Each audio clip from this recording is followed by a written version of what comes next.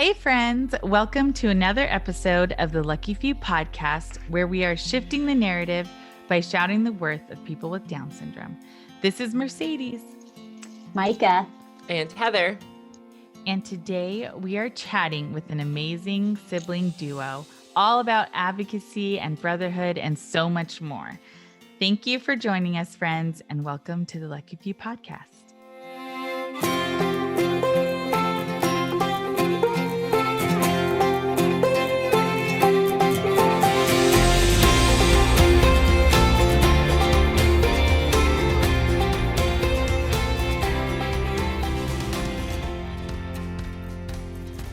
This week's episode is sponsored by ABLEnow, tax advantage savings accounts for eligible individuals with disabilities. Are you guys ready to learn more about ABLE accounts? With ABLEnow's live webinars and online resources, you'll discover the advantages of ABLE accounts and the National ABLEnow program. Hear directly from experts as they answer your questions about this new financial tool for people with disabilities in all 50 states. Register for an upcoming webinar and learn more about ABLEnow accounts at able-now.com. if you're like me and have 2 kids at home who need glasses, you're going to love Jonas Paul Eyewear, which continues to be our go-to for affordable and stylish glasses for our Brooksy and someday for Ace when he's a little bigger. With home try-on kits for just $1 and prescription glasses starting at just $79 for frames and prescription lenses, they are the go-to brand for glasses for kids and teens ages 4 to 16. Visit jonaspauleyewear.com/theluckyfew to save 15% on your next order. All right, before we dive in, I want to pause for a moment and remind all of you lovely listeners to please go rate, review, and subscribe to the Lucky Few pod. You won't regret it, and we will very much appreciate it. So please, if you can, take a moment and do that. Okay, ladies, siblings. Oh, yes. I'm so excited. It's siblings. It's the best. I'm so excited to be talking to Pat today, Mr. Patrick, all about him and his brother and their relationship. Me too. I have to be honest, you guys, and say seeing siblings, people who have a sibling with Down syndrome when they're little, and this is going to sound so weird, but we'll talk through it. And everyone's little, right? Seeing siblings as adults. And oftentimes the sibling with Down syndrome is significantly shorter. Yes. And all of a sudden you're like, I always think, like, I try to envision that with my kids. Like, I try to think of Truly and Mason. I'm not joking. I do this often, at least weekly, where I watch them interacting and I think, gosh, as adults, what are they going to look like? And like physically together. And then even that there's some gaps in skills and there's some gaps in intellectual abilities and things like that, that it's going to be fine and great. But like Mason's the big sister. And then already it seems like Truly's passing her up in certain areas. And like, I just am so excited to see them as adults and out in the world. Right. Yeah. And like, Truly, can you just please take your sister to go do whatever? Or like, I don't know. I get excited about it, but it also feels, whenever I see adult siblings, I think it just is so different than what I'm dealing with what I'm living through. Like my experience, it's so different. Yes. And it's hard to envision. But I can hear you in that. Yeah, like they're all the kids right now. They're doing kids right now, things right now. They're a little crew. And I always feel like the adult sibling relationship, the person with Down syndrome is so endearing about their sibling. Like, oh yeah, that's my brother. Oh yeah, that's my sister. Like you could just see the endearing love. And it's in reverse too. It really catches my attention with the sibling relationship. The person with Down syndrome really lights up when they talk about their siblings or their parents. Yeah. There's my experience is a little different because you guys both have older kids and then younger siblings who don't have Down syndrome. And because Ace is the youngest, sometimes I have to remind myself that August and Brooks were little when Ace was born, because it feels like they've always been this age and Ace has always been this age, because Ace's development has been stretched out further. Mhm. And so much like I have to remind August and Brooks, he's not a baby anymore, because they still treat him like he's their little baby doll. But Mhm. also, I'm always shocked every time I look back and I see like a 7-year-old August with Oh, Ace. yeah. And because he was a little guy, Uh-huh. and I always think of August as a 12-year-old with Ace, if that makes sense. No, it does. And yeah, but I think I'm seeing as they get older how much they are taking on that kind of caregiver role, how much Mhm. they are stepping in to like drag him along or to bring Ace over to their friends. And so much of that is their pride, and it's changing the way that their friends see him. Mhm. Yeah. It's And so it's just their beautiful. normal, right? And I'm Yes. excited to talk to Patrick about his relationship with his brother and his childhood and his adulthood and all the things they're doing. But like it, I still, because I'm not around a lot of adults with Down syndrome, I don't have a sibling with Down syndrome. Like I said earlier, like I see it from afar and it seems kind of foreign, like this foreign idea, but it's only ever going to be true as normal. I think about Truly all the time, sandwiched between two people with Down syndrome. Truly doesn't have a neurotypical peer. And so I always think like, what will that mean? But it's always going to be what it is for her. It's not like, oh, Mhm. all of a sudden one day this happened to her or anything, you know? And so it's just her normal. So Right. it's exciting. I know. Well, let's dive right in. Okay, so brothers Zach and Pat are on TikTok and they're kind of blowing up. They're so fun. They strive to educate and entertain with their positive, comedic, and wholesome skits and dance videos. Food is their love language, which is a huge part of their Latin culture. If they are not busy creating content, you are sure to find them enjoying some of their favorite foods like pizza and tacos. Those are my favorite too. This brother duo advocates for the Down syndrome community and those with disabilities with a message of kindness, hope, and love. Pat is representing them both today, and we are so honored to have him. Welcome to the show, Patrick. Hi, everyone. It's a pleasure to be on here and really excited just to talk to you three and share our story a little bit. It's so awesome. Thank you for being here, Pat. We want to know more. We obviously, I'm guessing most of our listeners have watched your videos, which are everywhere and amazing. And we would love to know a little bit more about you and Zach and your family.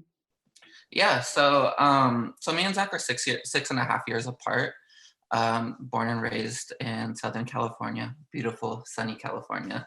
Um, and for us, our life has always been like sort of like random and like sort of chaotic, but in a fun way, right? Like we moved a lot when we were younger. We grew up very close to our family and to our cousins. And what part of the thing we always like express is like we're kind of just like everyone else. We just hang out, love food, love to play video games, love to create content, and love to be in the company with each other as well as our family. Um, I feel like I always have to say like because of our TikTok videos and people know like always ask like, hey, where are your parents? How much are your parents involved? Our parents are very much involved in our lives, so just want to get that out there. Our mom's very involved in our TikTok. Our dad is very supportive, and so overall, like it's always been like a really cool like family and like learning and growing together and just hanging out. That's kind of us. Do you, so 6 years apart, do you have other siblings? No, it's just us two. Okay, and who's older? Me. Okay. So I'm 26 and Zach's 20. Okay. Very cool. So then what's your earliest memory of having, like, knowing your brother has Down syndrome? So I get that question a lot, and I don't know what it is, but I don't remember it. Mhm. It's always been kind of just is. Like I don't know any other alternative to my brother, like a brother without Down syndrome or anything like that. Like he's my brother. Mhm. It's just kind of that plain and simple for me. So when I get asked that question, there isn't like a moment in time that like, hey, this person was like looking at my brother a little different, or a conversation that I had with my parents. Like I don't remember that time. My first like really, really like big memory of my brother was when he was born. Super excited to have a brother to finally like hang out with, play with. I was like, okay, we're gonna do this. We're gonna like color. We're gonna go outside and play some basketball, like play some sports, like all these different things, like on my 6-year-old agenda, I guess you could say. Mhm. So like that was my first, and then like my second was actually him having open heart surgery. So that's when I knew Mm. things were like a little different, but Mhm. not necessarily like Down syndrome related. Mhm. Mhm. What was it like growing up with a brother with Down syndrome, and have you guys always been this close? I think for the most part, yeah, we've always been pretty close. Again, like I'll repeat it, like to me, it's normal. Mhm. I don't know an alternative. Um, and like it's like a cool normal, right? Like I Mhm. get he's my best friend. He's my homie with extra chromie. We get to do videos together, get to hang out, play video games. So it's like awesome. Mhm. The If we're talking about like the little negatives, right? Like the negatives have always been like people's negative perception. Mm. Because again, the negative perception, whether that started when I was like 6 years old, or when I like remember it more around like 10, 11, it was like, hey, like what the heck's going on? Why are people treating my brother different, treating my family a little different? Like why? So it's a lot more Mhm. questions than answers. Mhm. But that never stopped me and my family from like being close, or me and Mm. my brother from like just like living life together. So it was like weird because everyone said it was weird, but it Mhm. was completely normal to me. Mhm. I don't know any different, and it's Yeah. great. Mm. We would love to talk more about your TikTok videos. And, I know when I first discovered you guys and started seeing them, but I want to know the background of like where you got the idea to start making these together and when you started and, how it kind of caught on. It's got a life of its own now, Pat. Mhm. It does. So many amazing supporters, followers, and friends that we met on the app, and like just truly grateful for how fast it's taken off and how much like positivity like everyone has shown us. I think when it like started, right? Like I have to go back a little bit. So Zach's 20, right? So he was about, I would say 12, 13 years old when he sort of like dived in and like discovered YouTube. Mhm. So he loved YouTube. These content creators called the Merrill Twins, as well as other content creators that he like continued to watch. And he would watch the same episode on repeat, the same Mhm. intro on repeat, like sort of like studying them and being like, Mhm. hey, I want to be this person. Mm. Mhm. Mhm. So like it started there. Me, you may not see it on camera now, but like at the beginning, you go back to some of our beginning videos, like kind of get like a little camera shy. Like it Mhm. feels weird talking to uh, people that you're not really talking to, but are.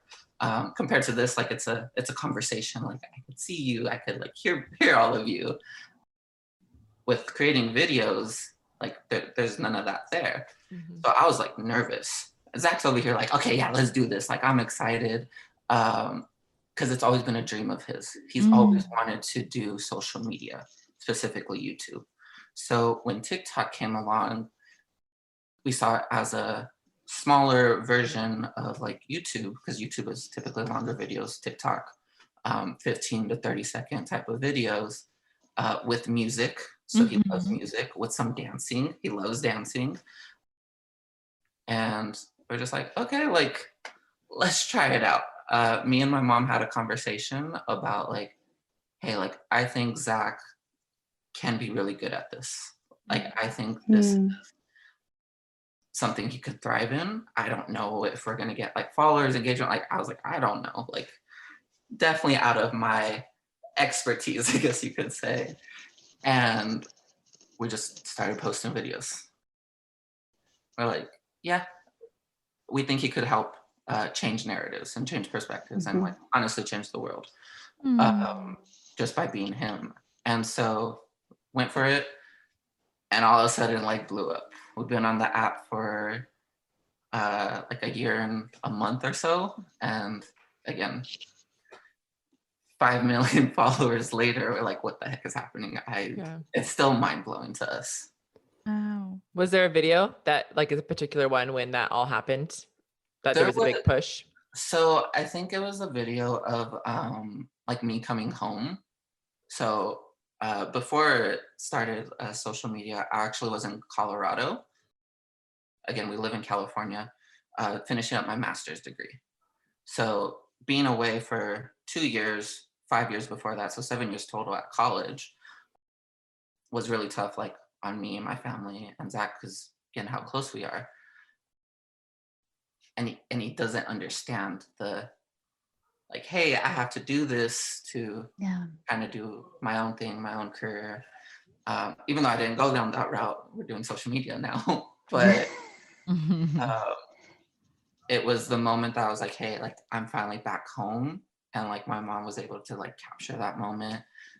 So that got like, I think like 3 million views within the first 2 weeks of us posting on social media. And then after that, like, it would just be like random viral videos, education videos about Down syndrome or about our relationship or about food. It would just be all completely random or dancing. Yeah, the videos are so good and your advocacy work is so powerful. I was looking online, there's a video that you did for Down syndrome awareness in partnership with other people, like, well, a lot of people in it, where you handed a heart, like a yellow heart, like you're handing it through the screen. I think people are familiar with this concept. And there's a lot of adults with Down syndrome in the video. And we've talked about it before, I think because of where we're at in life. We are mostly interacting with people who have little ones with Down syndrome. I've been saying for years now, joking, like, I need more friends who have Down syndrome. Like, where are the I'm 38. I know I look a lot younger than that, but where are the 38-year-olds with Down syndrome that will be my BFFs? And social media wasn't around 38 years ago. So the social media space is so young. Or have you found that there is this desire for people to see adults with Down syndrome in a space where that's been lacking? And are you guys aware, or have you guys noticed too that there is such a lack of adults with Down syndrome in the social media space? Do you see that changing? So much there, right? Like, I think when we look at social media as a whole, right, it's so new still, even though it's been around for like 10 plus years, like it's still pretty new. When I look at social media, whether it's Instagram or Facebook, I see a lot of like moms advocating, right? Even growing up, like I never saw myself as a sibling or, like you said, adults with Down syndrome. It was typically moms, and moms killing it. Moms are doing great. Like, the advocacy work that moms do is something to be admired and be learned from, right? And so that's kind of like where it's at. I think there still needs to be like more representation. But if we're talking about specifically Down syndrome, like that's typically where a lot of like that social media I see. And so naturally, if it's moms, it's going to be younger kids, younger kids who may not understand social media yet or barely learning about social media, again, depending on the age. So it's through a mom's perspective. And I think that's great. So when we started TikTok, me and my mom started talked about like, hey, like we don't usually see like a sibling duo or siblings from like a sibling perspective, or even from an individual with Down syndrome, Mm-hmm. like their own perspective. So like, how do we show that? Because we see it lacking, right? Like the lacking of representation, kind of just is. So how do we like break through that potential barrier? So I think there's definitely, from individuals with Down syndrome, absolutely, like they are wanting someone to look like them. We get constant messages, like hundreds a day of like, hey, like I have Down syndrome, like nice to meet you, Zach. And like, it's so good seeing someone that looks like me. We also get constant DMs of like, hey, I've never seen siblings. Like, thank you so much for like putting things that are in my mind that like I haven't been able to sort of like share or understand. And these are like 13-year-olds, right? Like 13-year-olds, a lot of messages, and adults with siblings and adults with Down syndrome as well. So there is definitely like a want for it, right? Like we don't see this, we want to see it. Mm-hmm. And I don't know if TikTok is like changing, or maybe it's just the people that we found on TikTok, but we see a lot more sibling duos, trios that are blowing up and like sharing their story. Whereas like Instagram, I see a lot more like moms, Mm-hmm. right? Yeah. And I think once you start on social media and just life in general, getting the perspective from like everyone, because all of you are moms, right? Like no matter how we look at it, your perspective is gonna be different and your experience may be a little different because of the relationships we have with our loved ones with Down syndrome, or because of their age, or because of their life experiences, right? That's natural. And so being able to show that, and people being like, hey, like I've never seen this before, you could tell that's missing. Mm-hmm. Like you're on the right track. Yeah. I love that. What has been the most difficult part of advocating online for you and Zach? This may sound weird, but for me, the most difficult part has been like, I guess that the stories that people share. And what I mean by that is like, we get so many messages a day. There's quite a bit of messages from older folks or even younger folks saying like, thank you so much for sharing. And like, I want to share with you this person that had Down syndrome. Unfortunately, they passed away. Mm. Whether that's like medical reasons or like age or anything like that. And naturally, like that is one of my biggest fears with my brother, like him passing away, started because one of my beginning memories was him having open heart surgery. Right. So for me, that's been like one of the hardest things of like, man, I don't know what you're going through, but I'm so sorry. Like, thank you for sharing. Like, we love you. And like, but what do you, I don't know what to say. A lot of times I have words and like I could like say things like, because I love talking to people, but that right there, it's like all I could say is I love you and thank you for sharing. Yeah. I think that's the best. And it's hard too to have to hold that. I mean, there's so much, I think, all of us on social media who get messages from people are trusting us with their reality and their truth, and they're telling you something that is also hard for you to hear. And it's a lot. It can be a lot to have all those messages coming your way. Yeah.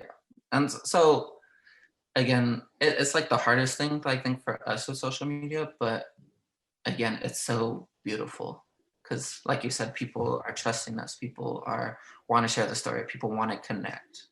And that right there, like, even though it's a little hard, I'm like, Pat, like you'll be fine, like you'll get over it, like it's beautiful. Yeah. Does Zach ever get overwhelmed, or there be a moment where you're like, we need to record this thing, and he's like, no, I'm out? A little bit, not too much. Again, typically what happens is like He wakes up really early, like too early for me. So sometimes he'll wake up at like 6 a.m. and he'll be like, "Hey, Patrick, let's do a TikTok." And I'm like, "Dude, like, can I wake up? Can I like maybe shower? Like, we can't just do a TikTok right now." So like, I would say 95% of the time he's like, "Let's do it." He's the one initiating. But there are times like, "Hey, Zach, like, let's do a TikTok. We have to do this TikTok." He's like, "No, thank you. Like, I want to like be away from everyone." Mm-hmm. Natural, right? Like, cool. Like, we're all humans. Like, sometimes we don't want to be around other people and like just watch TV, or he typically listens to music.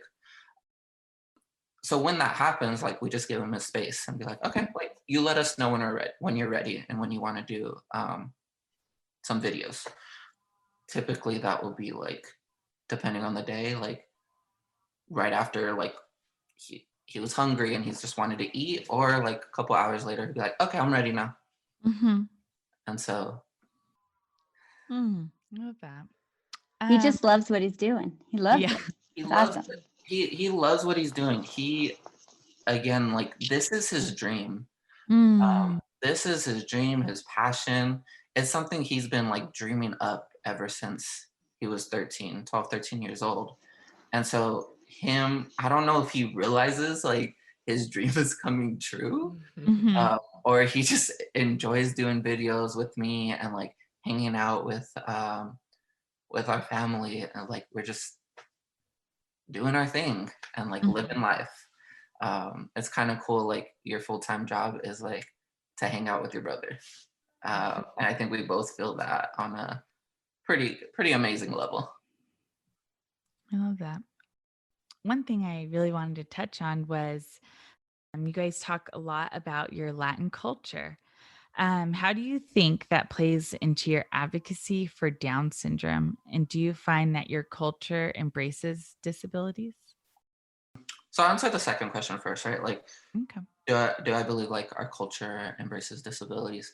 I think if we're talking about Down syndrome specifically, I've never seen from my family, my culture, like the I'm gonna say the eel factor of like, keep that person away from me, or I've never felt that or anything like that.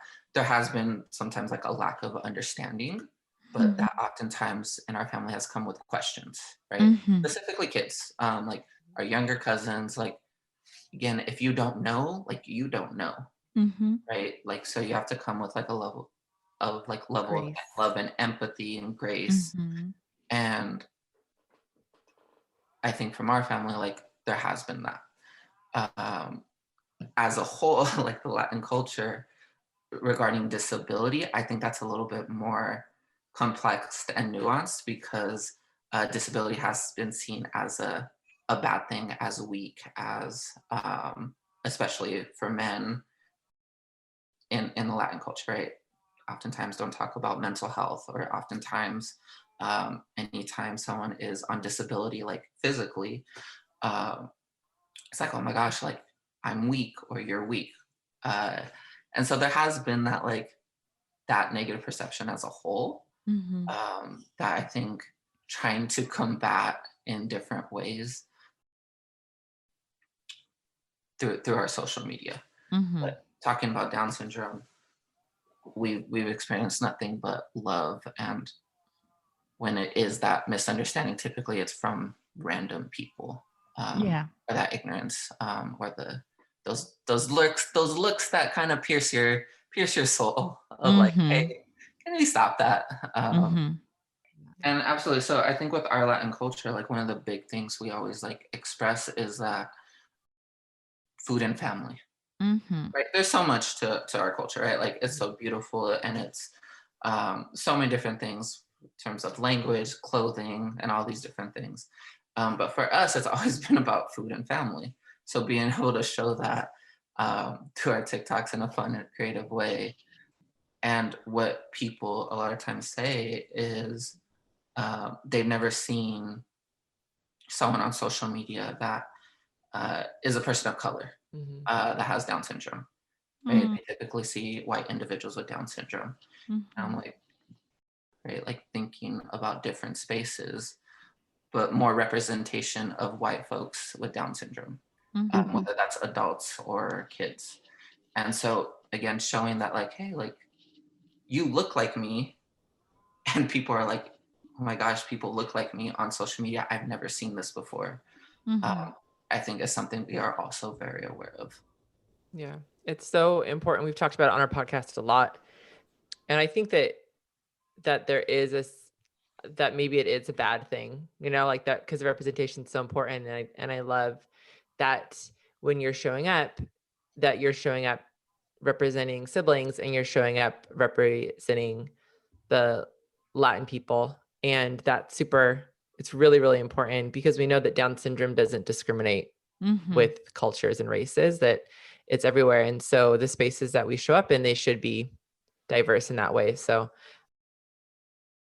what you're doing, I think, is so important on all different levels. And Mhm. there's like that intersection there of ethnicity and race and ability. And so I'm grateful for you guys showing up in an Definitely. intentional way like that. I think it's paramount to the Down syndrome narrative being shifted the way that I think all of us want it to be.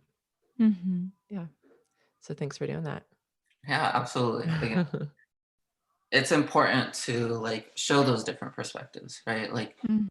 again, because of our race, because of our upbringing and our experiences, like our experience is going to be different than someone that of a different race or a Right. different identity or a different socioeconomic background, right? Like there's all these identities we have to consider. I know Mercedes and Heather, like you two adopt, right? Like have adopted. That in itself is going to be a much different experience than someone who hasn't adopted before. And how much that is needed in the Down syndrome community and how much perspective that gives as well. Mm. Totally. Thank you, Pat. Definitely. What is one thing you wish the world knew about your brother, Zach? I think for me, what is important, one thing I wish like people knew about my brother is that he could do anything he wants.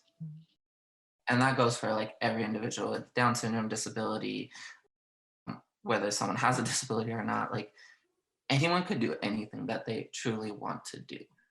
I think as a society, we have to do better in creating more opportunities, creating more conversations, creating more accessibility. Because people ask all the time, right? With my brother, like, how the heck does he do these videos? Mhm. People ask that.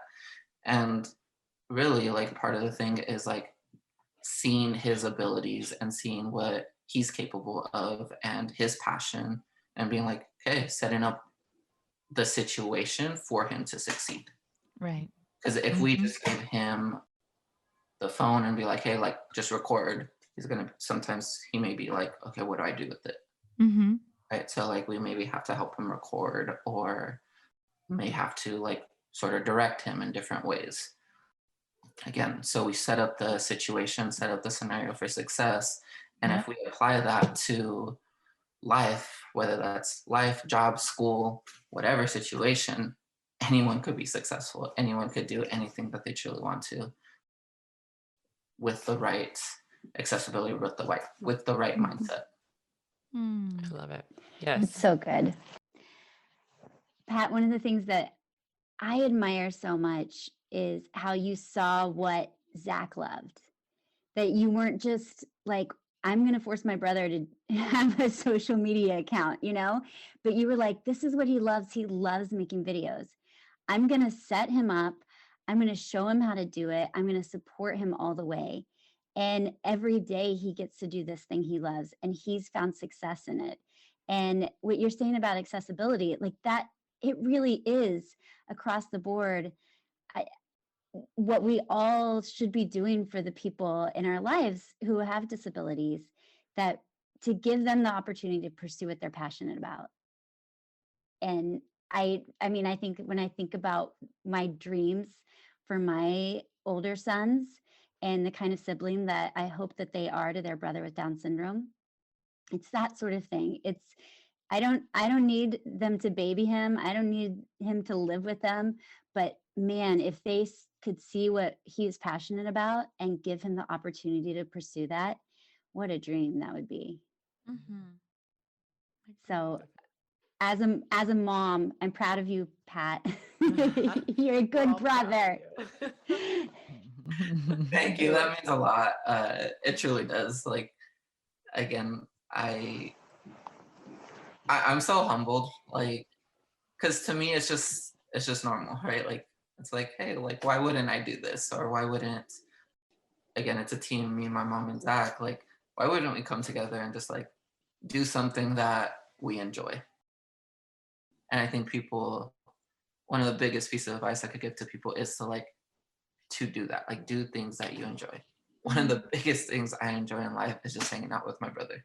Like, it's kind of that simple. And so, like, doing it in a maybe public setting, right, through content creation is just one way to do that. 'Cause I get to work from home and we get to live life together. Mm-hmm. Oh. Well, thank you so much, Pat. We are going to move into our favorite part, good news. So if you could think of a piece of good news to share about Zach, be great. And right now, we're going to hear from our sponsor. This week's episode is sponsored by ABLEnow, tax advantage savings accounts for eligible individuals with disabilities. Are you ready to learn more about ABLE accounts? With ABLEnow's live webinar, you'll discover the advantage of ABLE accounts and the National ABLEnow program. Hear directly from experts as they answer all your questions about this new financial tool for people with disabilities. On the ABLEnow website, you'll also find past webinars available on demand, as well as the latest news and saving tips on the ABLEnow blog.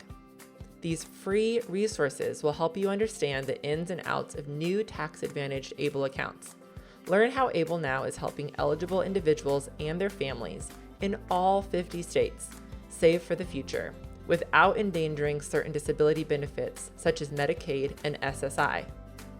Feel prepared to start investing in your future or your eligible child's future with ABLEnow. Register for an upcoming webinar and learn more about ABLEnow accounts at able-now.com. Jonas Paul Eyewear was founded by Ben and Laura Harrison when their son Jonas was born nearly blind at birth. This was extremely unexpected news. They used this new challenge as fuel to launch Jonas Paul Eyewear, which now specializes in glasses for kids and teens ages 4 to 16 years old. Jonas Paul is on a mission to help kids feel beautiful and confident in their glasses. They have at-home try-on kits, which allows your child to try on the glasses for a week without ever leaving your home. And when you're ready to order, prescription glasses start at just $79, including prescription lenses. And right now, they're offering blue light blocking lenses, which are perfect for the extra screen time and online learning that so many of our kiddos are doing. So if you're in need of glasses, head to jonaspauleyewear.com and type in 15, the lucky few, for 15% off. Just for listening. All righty, Micah, take it away. Sometimes there are siblings and they have good news to share. Good news to share. Woo! Do you have a brother with Down syndrome? What is your good news? Yes. Yes. So Patrick, every week on the show, we share good news. And our listeners share it, people write in, we ask our guests, and just a reminder for all of our listeners, or if you're a first-time listener, we do this because we know, having a loved one with Down syndrome in our life, that we have opportunities to celebrate the big things and the little things and everything in between in such a unique way. And so good news can be, my kid ate a piece of broccoli for the first time. And there's a sense of understanding in this community that can be a very big deal. We'll celebrate it. Also, my loved one with Down syndrome, survived open heart surgery.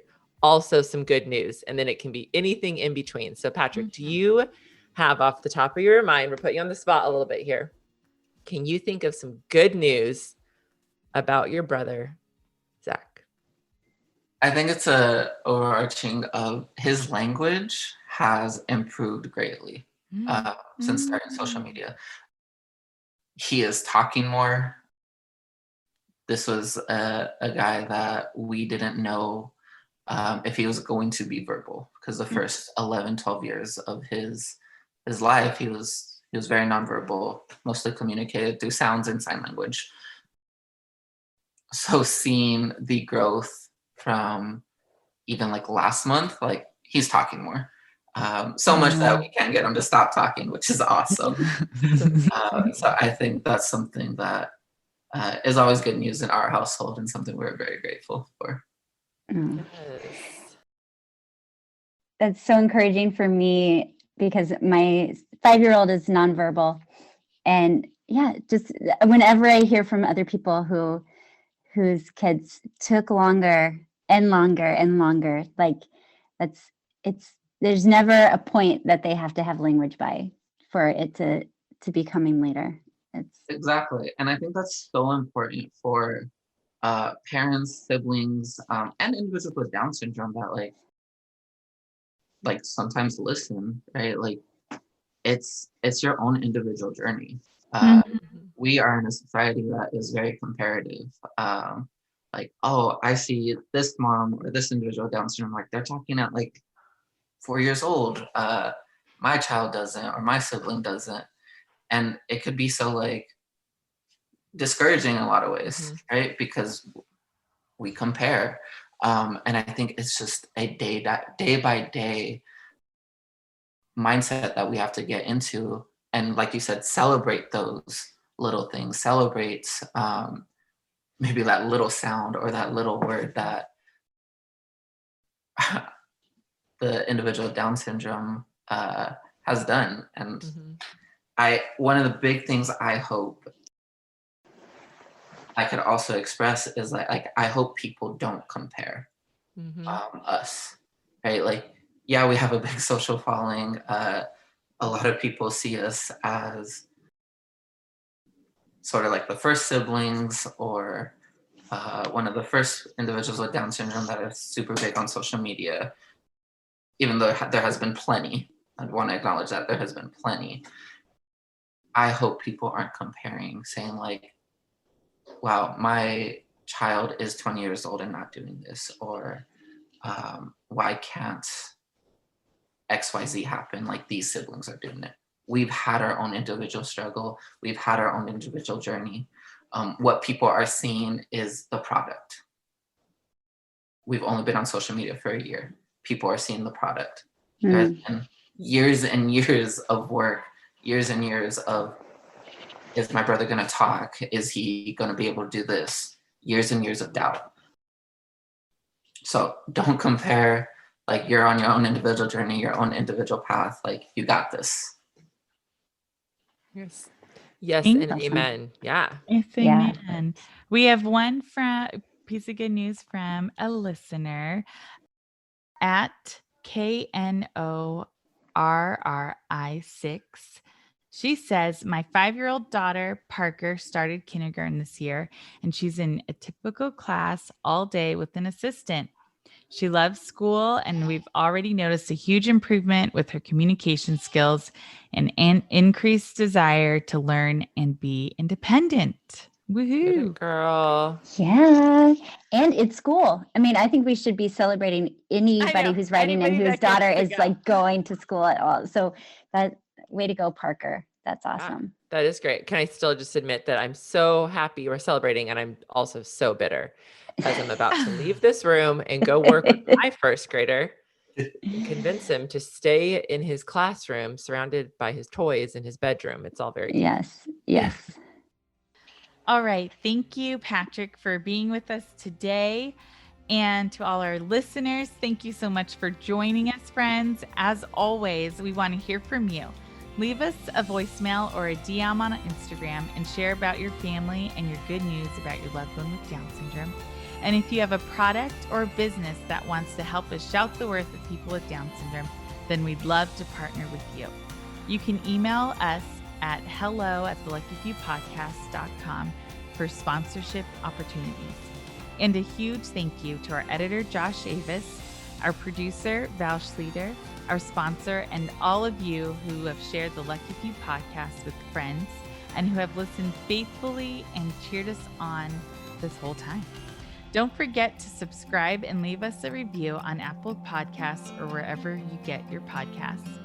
And remember, our sweet, wonderful, loving, dear listeners, supporting your loved one with Down syndrome. You are a shouter of worth and a narrative shifter. So keep on keeping on. We are cheering for you. Bye, everyone. See ya soon. Bye.